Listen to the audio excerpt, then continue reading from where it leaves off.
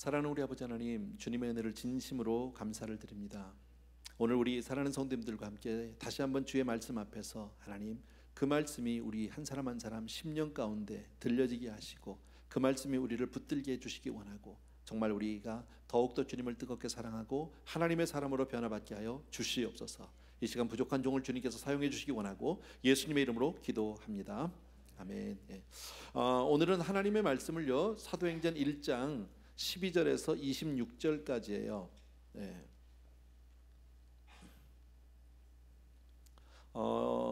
본문에는 오늘 여러 가지 주제가 나오는데, 또 공교롭게도 뭐 사람을 뽑는 일도 오늘 본문에 나오고요. 뭐 의도적인 건 아닌데 저희가 사도행전 강해를 하다 보니까 지금 이렇게 되었어요. 아마 조금 도움이 될 수 있는 부분들도 여러분들에게 참고가 될 수 있는 부분들이 아마 있을 것 같습니다. 먼저 12절에서 14절을 제가 읽을 테니까 여러분들은 눈으로 귀로 같이 읽어주시면 되겠습니다. 제자들이 감람원이라는 산으로부터 예루살렘에 돌아오니 이 산은 예루살렘에서 가까워 안식일에 가기 알맞은 길이라. 들어가 그들이 유하는 다락방으로 올라가니 베드로, 요한, 야고보, 안드레와 빌립, 도마와 바돌로메, 마테와 및 알페오의 아들 야고보, 셀로딘, 시몬, 야고보의 아들 유다가 다 거기 있어 여자들과 예수의 어머니 마리아와 예수의 아우들과 더불어 마음을 같이하여 오로지 기도에 힘쓰더라. 아멘. 오늘 어쩌면 이것이 핵심 구절일 것 같아요. 별 특별하지 않은 그런 구절 같은데, 오늘 저는 이 말씀 안에서, 이 본문에서 참 그 뭐랄까, 주님의 메시지를, 하나님의 교회가 무엇인지에 대해서 같이 볼 수 있게 됐어요. 여러분 아시는 대로 주님이 지금 감람원에서 이제 하늘로 승천하셨어요. 승천하시기 전에 주님이 제자들에게 몇몇 말씀들을 해주셨죠. 예루살렘을 떠나지 말라고 그랬고, 아버지께서 약속하신 성령을 받을 때까지 거기 있으라고, 머물라고, 기다리라고 그렇게 얘기를 했습니다. 제자들이 거기서 예루살렘으로 왔습니다. 그리고 한 다락방에 모였다고 이야기합니다. 이 사람들이 거기에 왜 모였을까요? 다락방에 모인 이유는 주님이 하신 말씀을 믿고 그 말씀을 내 삶으로 경험하기 위해서요, 내 삶으로 체험하기 위해서 모였다. 그리고 그들이 기도에 힘썼다라는 겁니다. 저는 이게 바로 교회가 아닌가 싶습니다. 우리가 오늘 교회에 모였거든요. 또 주일마다 우리가 모이잖아요. 왜 모입니까? 바로 살아계신 주님, 정말 내가 사랑하는 주님이 다시 오실 때까지 주님이 하신 말씀을 믿고 그 말씀이 내 삶 가운데서 이루어지기를 간절히 소원하는 마음으로 우리가 모이는 겁니다. 또 더 나아가서는 주님이 내게 해주신 말씀을 정말 그 말씀에 따라서 내가 사명을 감당하기 위해서 이 땅에서 정말 그 일을 감당하기 위해서 우리가 기도하기 위해서 모이는 곳이다. 믿으시면 아멘. 근데 참 감사한 것은요, 이게 보면은 놀라운 게, 이때까지 성령이 아직 임하신 적이 없잖아요. 근데 주님이 뭐라고 그랬냐면 제자들에게 아버지께서 약속하신 성령을 받을 때까지, 오직 성령이 임하시면, 또 사도행전 1장 8절에 그렇게 말씀해 주셨단 말이죠. 그러니까 성령 받는 게 뭔지를 이 사람들이 잘 몰라요. 우리는 알아요. 우리는 성령 받는 게 뭔지도 알고 또 성령이 임하시는 게 뭔지도 우리는 알지만, 이 사람들은 전혀 개념이 없는 사람들이란 말이죠. 그런데 모였어요. 그리고 그 말씀을 믿고 기다려서 기도하고 있다는 게 이게 얼마나 귀한 일인지 몰라요. 대부분의 사람들은요, 무슨 일이 생기면, 문제가 생기면 일반적으로 사람들은 모여서 회의해요. 토론하고요. 근데 이 사람들은 모여서 도대체 성령 받는 게 무엇이냐, 성령은 무엇이냐, 도대체 이게 무슨 말이냐, 도대체 언제 오려는, 언제 주신다는 거냐, 얼마나 기다려야 되느냐, 뭐 어떻게 있으라는 거냐, 이런 등등의 여러 가지를 나눌 법한데 한마디도 하지 않고 모여서는 바로 기도했다라는 거죠. 이게 교회다. 교회는요, 주님의 말씀을 믿고 순종하는 곳이에요. 따지는 게 아니에요. 그게 옳으냐 틀리냐 그게 중요한 것이 아니에요, 여러분. 세상과 교회가 다른 것이, 크게 다른 것이 있어요. 세상에서는 모든 것을 판가름할 때 옳고 그름의 논리를 가지고 해요. 그게 옳으냐 그게 틀리냐, 아니면 그게 더 뭐 경제적이냐 아니냐, 남는 거냐 모자라는 거냐, 뭐 이런 걸로 따져요. 세상 사람들은 그렇게 하는 게 맞겠죠. 그러나 교회는 옳고 그름의 원리가 아니라 순종이냐 아니냐예요. 하나님이 말씀하신 그 말씀 앞에 우리가 정말 순종하는 것이냐 아니냐라는 겁니다. 오늘 우리가 왜 교회에 모입니까? 교회에 모이는 이유는 주님이 바로 우리에게 교회로 와서 여기서 만나자고 하셨으니까, 매 주일마다 주님이 저와 여러분을 이 교회에서 만나주시기로 약속한 줄로 믿습니다. 우린 그 말씀을 믿고 나온 거예요. 그게 바로 교회라는 거죠. 근데 어떤 사람들은 이런 사람들이 있습니다. 뭐 그렇게 꼭 교회를 가야 되느냐, 집에서 예배드리면 안 되니, TV로 하면 안 되니, 인터넷으로 하면 안 되니, 이런 사람들이 있습니다. 나 혼자 예배드리면 안 되니? 안 됩니다. 왜 안 되느냐? 주님이 그렇게 하라고 안 했거든요. 여러분, 나름대로 이유를 댈 수 있어요. 하나님은 무소부지하시는데 어디서나 드릴 수 있는 거 아니냐? 뭐 이렇게 자기 얘기할 수 있지만 그래봐야 소용이 없다라는 거죠. 왜? 신앙은 주님이 말씀하신 대로 그대로 순종할 때 은혜를 받게 되는 줄로 믿습니다. 주님이 기도하라고 하면 기도하는 거고요, 회개하라고 하면 회개하는 거고요, 가라면 가고 서라면 서는 거예요. 그게 바로 신앙생활인 줄로 믿습니다. 그래서 이 사람들이 뭐였어? 마음을 같이해서 전혀 기도에 힘썼다라는 거죠. 여러분 정말 한번 생각해 보십시오. 기도하면 여러분 하늘의 놀라운 은혜를 받는다 믿습니까? 기도하면 하나님이 나에게 은혜를 주신다 믿습니까? 기도하면 역사가 있다 믿습니까? 맞아요. 우리 다 믿어요. 그죠? 다 믿어요. 그런데 우리의 현실은 어떻습니까? 우리의 실상은요, 많은 경우에 기도가 좋은 것도 알고 기도해야 되는 것도 아는데 기도 안 하고요, 시간만 보내요. 그게 우리의 현실이에요. 기도해야 되는 건 아는데 그냥 보내요. 시간만요. 잘 안 돼요. 여러분, 기도하라면 기도해야 되는 것이다. 생각해 보세요. 당시에 마가의 다락방에 모여 있는 사람들을 보면 120명이 별 볼 일 없는 사람들이에요. 그렇게 유명한 사람도 없고, 뭐 가물이 좋은 사람도 없고, 뭐 공부를 많이 한 사람도 없고, 힘 있는 사람도 없고, 다 그런 사람들이에요. 그런데 이 사람들이 뭐예요? 주의 말씀을 믿고 그 말씀에 의지해서 간절히 기도했어요. 그랬더니 하나님께서 놀라운 역사를 일으켜 주셨어요. 그들이 성령을 받았어요. 그리고 인류의 역사상 기독교의 새로운 역사의 장을 이들을 통해서 열고 있다라는 거죠. 하나님이 놀랍게 그들을 축복하신 줄로 믿습니다. 영광스럽게 사용된 줄로 믿습니다. 언제요? 기도할 때요. 여러분, 순종할 때요. 여러분, 이게 우리가 배워야 할 거예요. 모르는 내용이 아니에요. 근데 우리는 대부분 다 진실하게 기도하지 않고 시간만 흘려보낼 때가 얼마나 많은지 모른다라는 거죠. 그래서 오늘 제가 기도 제목, 그러니까 설교 제목을 그렇게 잡은 거예요. 기도하면 복된 사람이 됩니다. 기도하면, 기도 안 하면 나 복된 사람이 안 되는 거겠죠. 여러분, 기도할 때 정말 하나님 안에서 우리의 운명이 바뀔 수 있는 줄로 믿습니다. 2부 예배를 드리고 가셨어요. 지금 이제 선교사님이, 김우정 선교사님, 지난번에 말씀드린 대로 의사 선생님이세요. 평신도 선교사고요. 50대 초반에 병원을 접으셨어요. 본인이 잘하던 병원을, 강남에서 소아과 병원을, 그리고 접고 캄보디아로 헌신을 하셨단 말이죠. 캄보디아를 가셨대요. 먼저 그 전에 단기 선교를 갔는데 참 가슴이 뛰더라는 거예요. 뭔지 모르지만 와야 될 것 같은 느낌이 있더라는 거예요. 사모님한테 얘기를 했어요. 내 마음이 이렇다, 가자. 그랬더니 사모님이 조금만 더 있다 가자. 아이들 조금 더 크고, 그리고 지금 우리가 아직 50대 초반이니까 조금 더 있다가 그저 우리가 은퇴할 나이쯤 돼서 가도 얼마든지 할 수 있지 않느냐. 뭐 여러 가지. 사실 우리가요, 하나님이 어떤 감동을 주실 때 안 하려고 맘먹으면 이유가요, 만 가지는 돼요. 못할 이유가. 근데 어제 아침에 그 식사하면서 그런 얘기를 하셨어요. 선교사님이요. 자기도 그런 생각이 다 있다는 거죠. 상식도 있고 지식도 있고 다 판단이 되는데 그렇게 하면 주의를 못 한다는 거예요. 주님이 말씀하시면 그냥 순종하는 게 길이더라. 그리고 참 하나님의 생각은 우리 생각과 다르다고 그러시더라고요. 뭐냐면 그래서 이제 사모님하고 하다가 이제는 우리가 손해봐 희생해야 될 때다. 이제껏 우리가 얻었으니까 이제부터는 우리의 삶 가운데 정말 모든 것을 내려놓고 희생하며 사는 그런 삶을 살아야 될 것 같은 감동이 있다. 가자. 그랬더니 이제 사모님이 여러 가지로 계산을 하셨어요. 이제 그 강남 땅에 이제 그 병원이 있으니까 그 병원을 팔거나 혹은 전세를 놓고 가면은 이제 그 돈을 가지고 캄보디아 가서 이렇게 잘 쓰실 수 있겠더래요. 근데 이상한 건요, 캄보디아로 가기로 다 정하고 갔는데 건물이 안 팔려. 전세도 안 들어.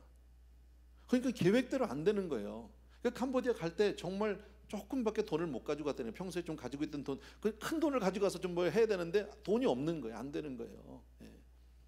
참 그러면서 뭐 어떡하겠습니까? 가기로 한 거니까 갔는데 참 어렵게 기도하면서 하나님께 눈물로 매달렸는데요. 오랜 시간이 지난 다음에 깨달은 거겠지만 한참 시간이 지났는데 나중에 한국에 무슨 뭐 많은 그 경제적인 변화가 있고 사회적인 변화가 있었잖아요. 그 많은 세월이 지나는 가운데 나중에 그 병원 건물이 팔렸는데 당신들이 처음에 계획했던 것보다 훨씬 더 좋게 팔렸다는 거예요. 하나님의 뜻이 우리의 생각과 다르다는 것을 또 한번 깨달았다. 그러면서 사역은 하나님이 감동 주시면 순종하는 거예요. 그거를 배웠어요라고 어제 얘기하시더라고요. 마침 오늘 본문하고 같아서 제가 잠깐 말씀을 드렸습니다. 다시 말씀드리지만요, 우리 삶 가운데 기도할 때 하나님의 말씀을 믿고 기도할 때 역사가 일어나는 줄로 믿습니다. 성경을 보면 수없이 많은 증거들이 있어요. 그 막강한 아말렉 군대가 이스라엘과 전쟁을 하는데 우리 성도님들 다 아시잖아요. 전쟁의 성패가 전쟁터에 있지 않았어요. 모세와 아론과 훌이 손을 들고 기도할 때 손이 올라가면 이겼고 손이 내려가면 졌다고 얘기한단 말이지. 예, 그러니까 진정한 승리는 기도에 있다라는 것을 우리 잘 알죠. 예, 다니엘이 사자굴에 들어가는데도 그 기도 때문에 하나님이 사자의 입을 막아버리셨어요. 우리는 이야기를 알고 남의 이야기지만 참 쉬운 이야기 아니에요. 그죠? 예. 엘리야가 비가 오지 않을 때 기도하니까요, 하늘 문을 여시고 하나님은 비를 주셨다고 성경은 말씀하고 있고, 여호수아는 기도할 때 태양을 멈췄어요. 여러분, 성경에 이런 기록들은 너무너무 많다라는 거죠. 오늘 짤막한 이 말씀 본문에서 우리가 다시 한번 기억할 것은요, 여러분, 기도라는 거예요. 기도. 다락방 우습게 보지 말자. 별거 아닌 것 같은데 기도하는 사람들을 여러분 우습게 보지 말자. 여러분, 기도하는 사람과 하나님이 함께 하시는 줄로 압니다. 아멘. 정말 주님이 같이 계시단 말이죠. 그래서 그런 사람들 건드리면 큰일 나는 거죠, 여러분. 그런데 뭐 그걸 떠나서 무엇보다도 저와 여러분이 기도의 사람이 되길 바라고 성령의 사람이 되길 바랍니다. 그리고 정말 하나님의 능력과 지혜와 은사를 구하면 하나님 앞에 먼저 기도해야 될 줄로 믿습니다. 그런데 무엇을 믿고 기도합니까? 하나님이 주시고자 약속하신 그 말씀을 믿고 기도하는 거예요. 성경 말씀을 붙들고 기도하는 거예요. 여러분, 기도하면 복된 사람이 될 줄로 믿습니다. 15절부터 20절까지를 제가 읽을게요. 또 다른 주제예요. 여기는요, 모인 무리의 수가 약 120명이나 되더라. 그때 베드로가 그 형제들 가운데 일어서서 이르되, 형제들아, 성령이 다윗의 입을 통하여 예수 잡는 자들의 길잡이가 된 유다를 가리켜 미리 말씀하신 성경이 응하였으니 마땅하도다. 이 사람은 본래 우리 수 가운데 참여하여 이 직무의 한 부분을 맡았던 자라. 이 사람이 불의의 삭스로 밭을 사고 후에 몸이 곤두박질하여 배가 터져 창자가 다 흘러나온지라. 이 일이 예루살렘에 사는 모든 사람에게 알려져 그들의 말로는 그 밭을 아겔다마라 하니 이는 피밭이라는 뜻이라. 시편에 기록하였으되 그의 거처를 황폐하게 하시며 거기 거하는 자가 없게 하소서 하였고, 또 일렀으되 그의 직분을 타인이 취하게 하소서 하였더라. 이 말씀 뭐 쭉 읽으면 그렇게 어렵지 않은데요, 지금 120명이 주님이 승천하신 이후에 그 말씀을 믿고, 그리고 예루살렘에서 다락방에 모여서, 마가의 다락방인데 그 다락방에 모여서 이 사람들이 열심히 기도하고 있어요. 근데 그 기도하는 가운데 베드로가 갑자기 일어난 거예요. 일어나서 무슨 얘기를 합니까? 우리 가운데서 가룟 유다가 있었는데 가룟 유다가 이렇게 배반을 하고 이렇게 된 것은 그게 우연한 일이 아니라 바로 하나님의 말씀, 성경 안에 있더라. 말씀이, 그것이 시편에 있더라. 그 말씀이 응한 것이다 라고 지금 베드로가 일어나서 얘기를 하는 거예요. 이 장면이요. 근데 이게 지금 복음서에서 보던 베드로가 아니라는 거예요. 뭐 우리가 지면으로 본다면 요한복음 마지막 장과 사도행전 1장은 한 페이지밖에 차이가 없어요. 그죠? 그런데 베드로라는 사람이 복음서에서는 한 번도 이런 모습을 보이지 않았는데 사도행전에 와서 확 달라져 버렸어요. 그리고 성경 말씀을, 아주 이게 성경 말씀을 잘 깨닫고 그 말씀에 따라서 모든 것을 해석하고 그 말씀을 예언하는 모습들이 보여지기 시작한단 말이죠. 그러면 이전에는 그렇지 않았던 베드로가 어떻게 갑자기 이렇게 똑똑해졌을까? 어디 가서 과외 공부라도 한 겁니까? 그러나 우리가 상황적으로 볼 때 예수님의 십자가 사건 그리고 부활 사건, 그 모든 사건 사이에 베드로가 뭐 혼자서 뒤에 가서 뭐 성경을 보고 공부하고 뭐 연구하고 이랬다? 그런 거는 우리가 좀 기대하기 어려워요. 그죠? 근데 이 사람이 성경에 대해서 아주 해박한 지식을 가지고 있다. 또 하나, 그 말씀이 언제 생각이 났습니까? 기도하다가, 잘 모르지만 주님이 예루살렘 떠나지 말고 있으라고 하니까 간절히 기도하는데 갑자기 하나님의 말씀이 떠올랐다. 이건 성령의 사역이죠. 여러분 아시는 대로 성령님은요, 평소에 우리가 잘 알지 못하던 말씀이 내 안에 있는 말씀들 가운데서 필요한 상황에 하나님이 그것을 성령께서 조명해 주세요. 보여주세요. 그것을 깨닫게 해주세요. 그래서 말씀으로 우리가 확인하고 위로받게 해주시는 줄로 믿습니다. 근데 오해 없으실 것은요, 모르는 걸 주지는 않아요. 한 번도 성경을 안 읽어봤는데 갑자기 뭐 기도하는데 성령께서 막 성경이 통째로 다 깨달아지더라. 그건 새카만 거짓말, 새빨간 거짓말이에요. 그럴 수 없어요. 모르는 것, 없는 것을 있게 하시는 분이 아니라 내 안에 가지고 있는, 쉽게 말하면 그러면 베드로가 이렇게 성경적인 해박한 지식을 가지고 나와서 성경적으로 모든 것을 이해하고 설명할 수 있다는 얘기는 평소에도 성경을 많이 보았다는 거예요, 안 봤다는 거예요? 많이 봤다는 거예요. 많이 보았다는 거예요. 예. 그러니까 우리가 하나 배워야 될 게 뭡니까? 이랬든 저랬든 성경을 많이 읽어야 된다는 거예요. 잘 깨닫지 못해도 읽어둬야 된다. 그리고 그게 필요할 때 환난 날에 그게 살아나서 성령의 그 도우심으로 그 말씀들이 일어나서 나를 붙들어주고 나를 지켜주기 시작하는 줄로 믿습니다. 예. 오히려 복음서를 보게 되면 놀라운 것이 뭡니까? 오히려 주님 앞에 베드로는 종종 반대 의견을 많이 냈어요. 주님이 뭐라 하면 아이고 그리마 없어서, 뭐 자기가 주님보다 더 똑똑하죠? 예. 또 뭐라 그러니까 결단코 이 일이 이루어지지 아니래도, 뭐 아주 극단적인 표현도 많이 썼어요. 예. 근데 이랬던 베드로가 참 신기하죠. 어떻게 이렇게 말씀을 잘할까? 예, 하나 생각해 봅시다. 복음서에서 우리가 잘 아는 내용 가운데 여자들이 그 안식 후 첫날, 요즘으로 우리로 식으로 말하면 주일 새벽에 예수님의 무덤을 찾아간 적이 있었죠. 향유를 붓기 위해서. 근데 갔다가 빈 무덤을 발견한단 말이죠. 예, 그 너무 놀랐어요. 그리고 천사를 만나서 주님이 살아있다는 얘기를 들었어요. 근데 이 여자들이 그냥 그 소식을 듣자마자 막 사도들이 있는 대로 쫓아왔죠. 제자들에게 와서 그 중에서 베드로와 요한 두 사람이 다시 무덤으로 달려가는 장면이 요한복음에, 마태복음에 나와요. 그죠? 요한복음에 더 자세히 나와 있는데 나와요. 자, 그러면 베드로가 그 연인들의 이야기를 듣고 무덤으로 달려갈 때 베드로의 마음이, 아, 주님이 평소에 정말 죽었다가 다시 살아나리라는 그 말씀이 정말 믿고 그 말씀을 확인하기 위해서 달려갔을까요? 아니면 정말 이게 사실인가 아닌가, 정말 이런 일이 있을 수 있는 일인가 의심해서 확인차 갔을까요? 의심해서 확인차 간 거죠. 더더욱이나 우리가 뭘 알 수 있습니까? 만약에 베드로가 그때 그렇게 말씀에 대한 분명한 이해가 있었다면, 말씀에 대한 분명한 믿음이 있었다면 빈 무덤을 발견하고 난 이후에 베드로가 적어도 고기 잡으러는 안 가야죠. 근데 베드로는 어떻게 했습니까? 빈 무덤을 발견한 이후에 터덜터덜 자기 고향으로 돌아갔고, 거기서 요한복음 21장에 나오죠. 제자들 앞에 나는 야 고기나 잡으러 가야 되겠다. 그러고 가서 밤새도록 빈 그물질하다가 다시 디베랴 바다에서 주님을 만나는 사건이 나오잖아요. 그거 보면 믿음으로 함께하지 못했다는 거죠. 아까도 자 상황적으로 다시 생각해 봅시다. 주님이 십자가에 달려 돌아가시고, 그리고 그 중간 사이에 베드로가 따로 성경 공부를 한 것 같지는 않아요. 예. 그리고 주님이 돌아가시고 난 이후에, 그리고 부활의 아침에도 그 빈 무덤을 발견하고 여전히 베드로는 믿음과 함께하지 못했다는 것을 우리가 확인할 수 있어요. 여전히 의심 가운데 있었고 인간적으로 살고 있다는 것을 알 수 있어요. 그럼에도 불구하고 지금 사도행전을 보니까 1장에서 보니까 갑자기 베드로가 믿음의 아주 말씀에 반석과 같이 서 있다는 거죠. 말씀을 딱 붙들고 말씀대로 살겠다고 아주 결단을 하고 있다는 거죠. 자, 그러면 이 변화가 어디서 생겼느냐는 거예요. 베드로라는 이 한 사람의 변화가 도대체 어디서 왔을까? 뭐가 달라졌을까? 아직 성령 받지 않았어요. 그렇다면 객관적으로 우리가 볼 때 한 가지가 다른 게 있어요. 복음서와 사도행전과의 사이에 한 가지가 달라진 게 있어요. 그게 바로 뭐냐면 부활한 주님을 만났다라는 거예요. 부활의 주님을 경험했느냐 못했느냐가 이렇게 차이가 다른 거죠. 예. 그 전까지도 믿기는 믿었는데 부활한 주님을 경험하기 전까지는 아직도 말씀을 알기는 알아도 말씀보다는 내 생각으로, 내 상식으로, 내 지식으로 모든 일을 판단하고 생각합니다.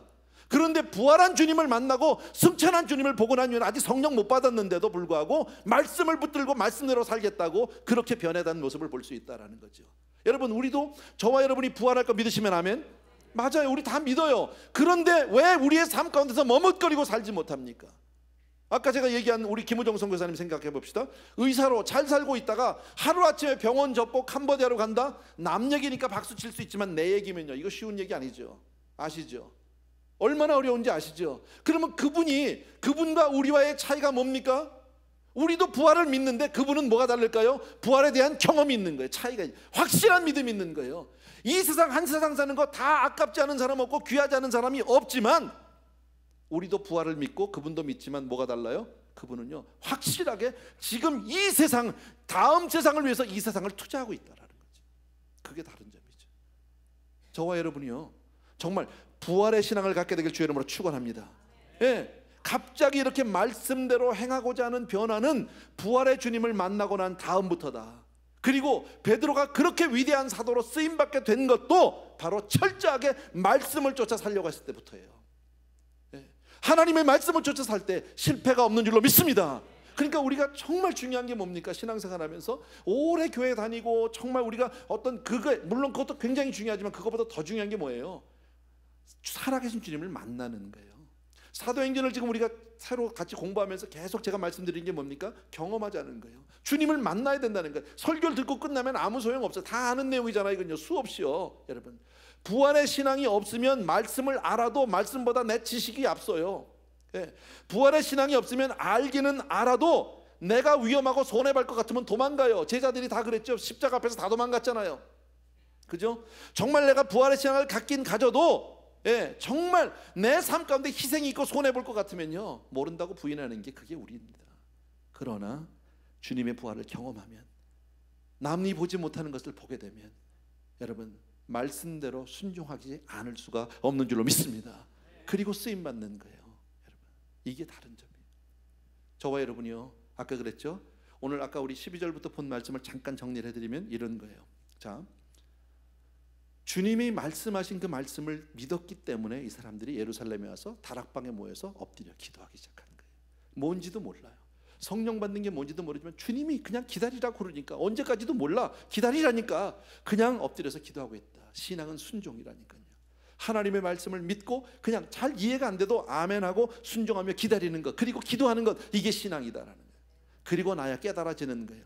신앙생활은 다 이해하고 깨닫고 나서 신앙생활을 하는 게 아니라 믿으면 보여져요. 보여주면 믿겠다고 우리는 자꾸 그러는데 아니요, 믿어야 보여져요.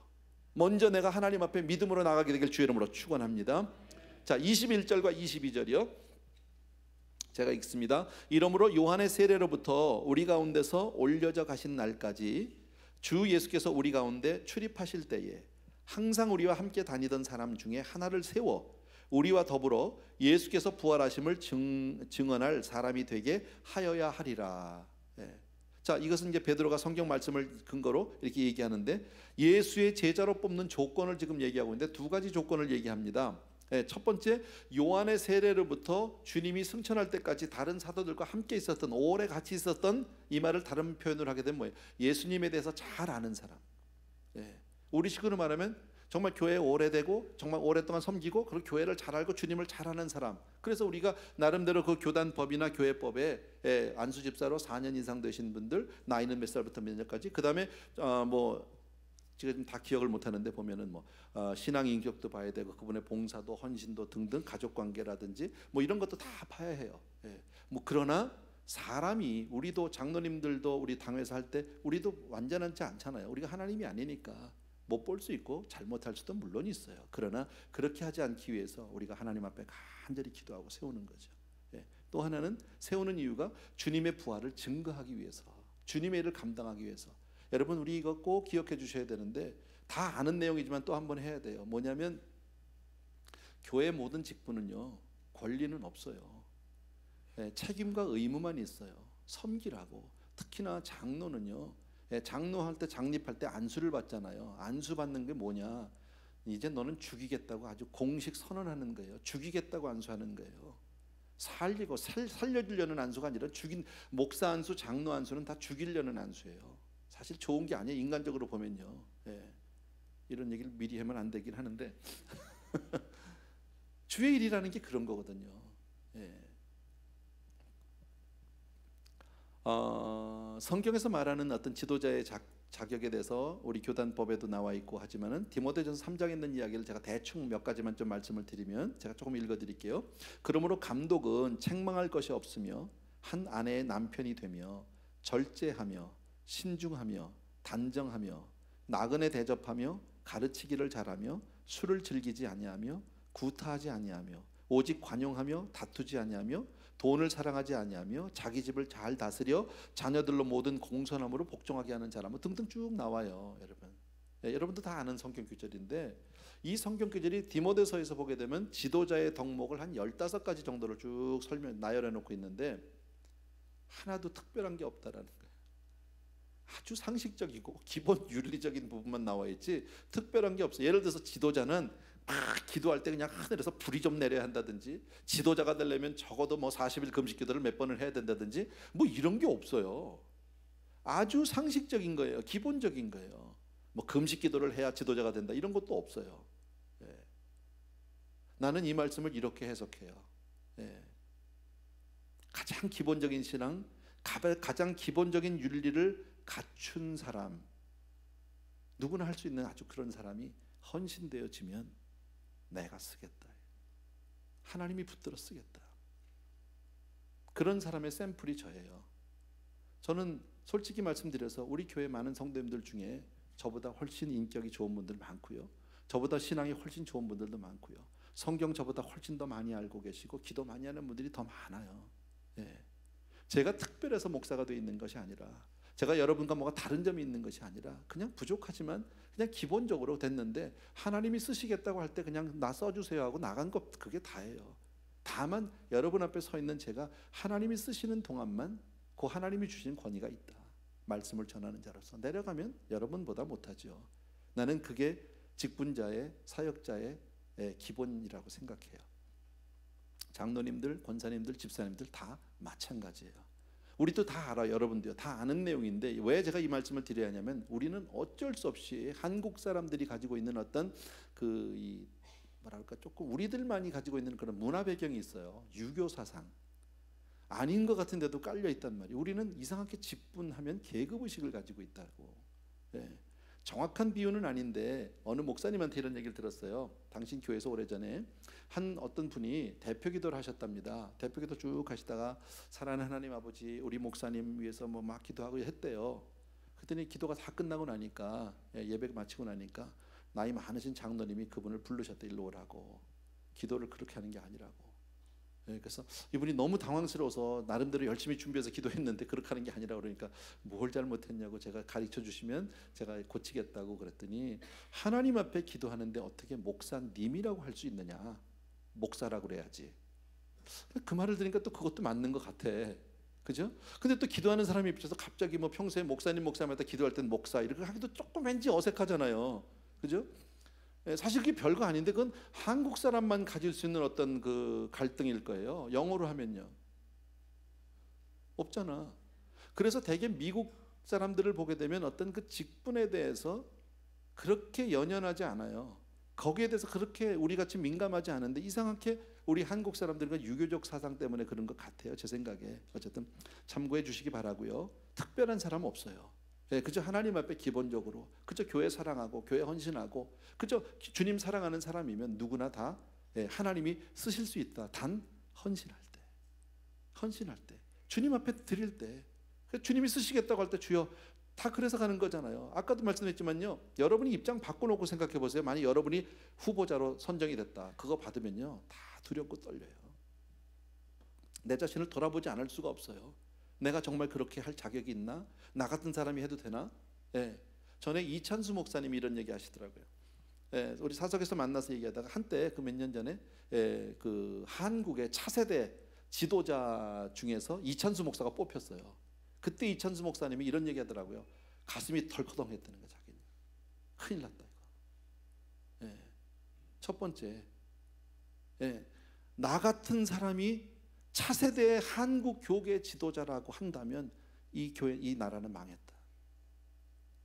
본인이 보는, 우리가 보는 이찬수 목사님 정말 지금 뭐 얼마나 사랑받는 목회자입니까? 한국을 대표하는 목회자라고 할 수 있는 분인데, 근데 당신이 하나님 앞에서 비춰진 모습은 뭐예요? 주여 나는 죄인이로소이다예요. 그런데 나를 차세대 지도자로 아니라는 거죠. 이건 뭔가 잘못됐다, 그 얘기를 하시더라고요. 근데 이찬수 목사님만 그럴까요? 다른 분도 다 마찬가지죠. 만약에 그렇게 뽑혔는데 아이고 사람 볼 줄 아네, 만약에 이랬다면 그 사람은 정말 하면 안 되는 사람이죠. 나는 그렇게 생각해요. 내가 아까 그랬잖아요. 우리 교회 그 후보자들 여태까지 쭉 보면요, 후보자 선정됐을 때 아유 드디어 올 게 왔습니다, 예 제가 한번 해보겠습니다, 이렇게 하는 사람은요 정말 뽑히면 안 되는 사람이에요. 그런 사람은요. 근데 예외 없이 다 고민하시더라고요. 대답을 못해요. 대답을요. 수락서를 보내고 거기에 대해서 그 퀘스처너가 있습니다. 아무것도 아닌 겁니다. 기본적인 겁니다. 그냥 신앙에 대해서 이렇습니까? 어떻습니까? 뭐 이런 겁니다. 주일 성수를 하십니까? 뭐 술을 안 마십니까? 뭐 11조 생활 하십니까? 이런 거예요. 너무 뻔하게 다 하던 건데도 그거 하고 가져오라고 사인해가지고 가져오라고 그러는데요, 못 가져와요. 못 가져와요. 나는 여태까지 그거 나눠드리고요 한 2, 3일 내에 가져오는 사람도 못 봤어요, 아직까지요. 그래서 슬그머니 인다이렉트를 이렇게 물어보면 뭐하냐, 왜 답이 없냐 그러면요, 거의 답이 뭐로 나오는지 아세요? 기도하고 있습니다. 작정하고. 첫 번째는 못하겠다는 게 답이고요. 그게 우리의 모습이에요. 실상 그런 우리를 하나님이 쓰시겠다는 거죠.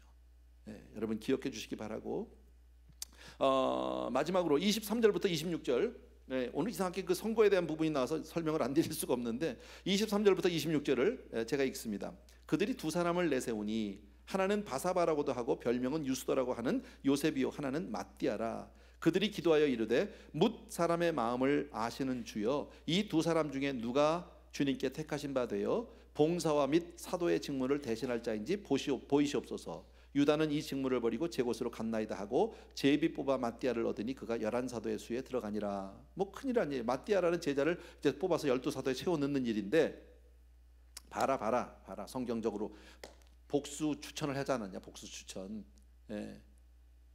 근데 왜 우린 그렇게 안 하냐, 혹시 뭐 그런 분은 없겠지만요, 많이 물어보면 복수 추천 이상으로 당회에서 했어요.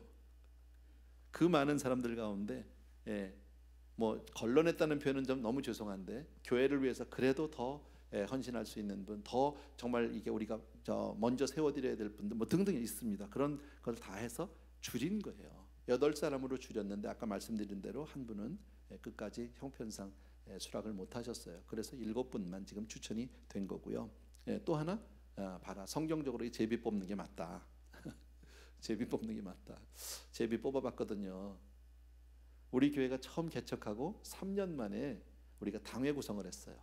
그때까지는 처음에 개척하면서는 운영위원회 이래가지고 이제 했다가 3년이 되면서 당회를 합시다.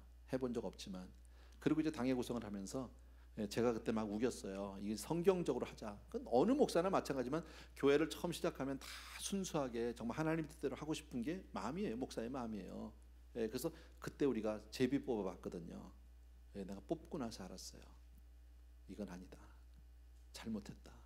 그리고 한동안 제가 고민했어요. 왜 성경에는 분명히 제비 뽑는 얘기가 있는데 왜 나는 그대로 하려고 했는데 나중에 보니까 이거는 왜 아니었을까? 왜 이 방법이 통하지 않았을까? 왜 그리고 많은 교회들이 거의 대부분의 교회들이 왜 이 방법을 택하지 않을까? 이유가 뭘까? 원로 목사님들께 여쭤보기도 하고 또 공부도 해보기도 하고 했어요. 그런데 제비 뽑는 일은 구약적인 배경에서, 구약에 나오잖아요. 오순절 성령 강림 이후에는 제비 뽑는 얘기가 성경에 전혀 나오지 않아요. 거론되지 않아요. 왜 그럴까요, 여러분? 이제는 성령께서 정말 신약 시대에는 성령께서 강력하게 개인과 교회를 통해서 역사하시기 때문에 이제는 우리가 뽑아도 된다, 그 얘기예요. 여러분, 대략 짧게 말씀드리면 혹시라도 그런 궁금증을 가진 분이 계실까봐 제가 말씀을 드리는 겁니다. 저는 그런 데 대해서 궁금했었거든요. 그래서 제비를 뽑는 방법은 구약적인 방법, 아직 성령께서 완전하게 우리에게 이렇게 보여주지 않을 때 얘기고, 지금은 아니다. 우리가 이제는 기도하면서 또 그리고 여러 가지 조건을 우리들이 봐서 가장 합리적으로 가장 좋은 일꾼들을 세우는 것. 또 하나, 일꾼은 그저 섬기라고 세우는 거예요. 아니할 말로 월급 나오는 것도 아니잖아. 그잖아요. 거기에 무슨 계급장이 생기는 것도 아니잖아요. 아무것도 아니에요. 더 바빠지고 더 힘들어져요. 장로님들 나름대로 굉장히 고민이 많고 애로점이 많아요. 목사가 맨날 새벽에 보자고 그러죠. 밤에 나오라고 그러죠. 여러분들 잘 모르죠. 제가 그러거든요. 좀 못됐거든요, 제가요. 근데 나도 바쁘니까 그래요. 어쩔 수가 없으니까요. 낮에 바쁘니까 그렇게 못하니까 새벽에 보자고 그러고 밤에 보자고 그러고 그냥 또 어려운 일이 있으면 같이 그냥 고민 다 떠넘기고 장로님들한테 이런 입장이 제가 있습니다. 얘기가 좀 빗나갔는데 어쨌든요. 여러분 아직 그 선거에 참여하지 않은 분들이 있으면 예배 마치고 나서 여러분들이 정말 하나님 앞에 그렇게 참여해 주셨으면 좋겠고, 교회의 마음, 교회 여러분이 한 마음이 되어 주셔서 정말 좋은 일꾼들이 다 세워질 수 있는 그런 정말 아름다운 선거가 되기를 바랍니다. 그리고 특별히 오늘 말씀을 통해서 여러분 기억하실 것은요, 여러분 교회는 하나님의 말씀을 믿고 그 말씀 앞에 무릎 꿇고 순종하는, 그게 신앙이에요. 그게 교회예요. 잘 몰라도, 이해할 수 없어도 그것이 오늘 초대교회 때 성도님들이 한 거잖아요. 그리할 때 하나님이 은혜 주시면 기도할 때 복된 사람이 되는 줄로 믿습니다. 기도할 때 하나님의 역사가 나타나는 줄로 믿습니다. 기도하겠습니다. 사랑하는 우리 아버지 하나님, 이 시간 우리 사랑하는 성도님들과 함께 오늘 주의 말씀을 통해서 하나님의 뜻을 배우게 됐고 알게 되었습니다. 그러나 아버지, 아는 것으로, 그저 내가 깨달은 것으로 멈추지 않게 하시고 우리를 기도의 사람으로 변화시켜 주시옵소서. 기도를 위한 기도가 아니라 하나님의 말씀을 진정 내가 마음으로 몸으로 믿기에 그 말씀을 경험하고 체험하기 위해서 하나님 앞에 무릎을 드리고 정말 아버지 간절히 기도로 나가는 우리 한 분 한 분 되게 하여 주셔서 정말 기도 때문에, 기도를 통해서 하나님의 사람, 하나님의 복된 사람으로 그렇게 우리가 변화받게 하여 주시옵소서. 특별히 그리고 오늘 모든 선거 위에 하나님 함께 해주시기 원하고 정말 이 선거를 통해서 귀한 종들이 아름답게 세워지게 하시고 온 교인들과 한 마음이 되어서 하나님께 영광 돌리는 그런 교회로 하나님 또 한 번 세워 주시옵소서. 감사하고 예수님의 이름으로 기도합나이다. 아멘. 저 자리에서 조용히 일어나셔서요, 이 시간 내 기도하는 그 시간, 그때가 가장 귀하다. 우리 1절만 같이 드리고 기도하고 마칩니다. 내 기도하는 그 시간, 그때가 가장 즐겁다. 이 세상 근심 걱정에 얽매인 나를 부르사 내 진정 소원 주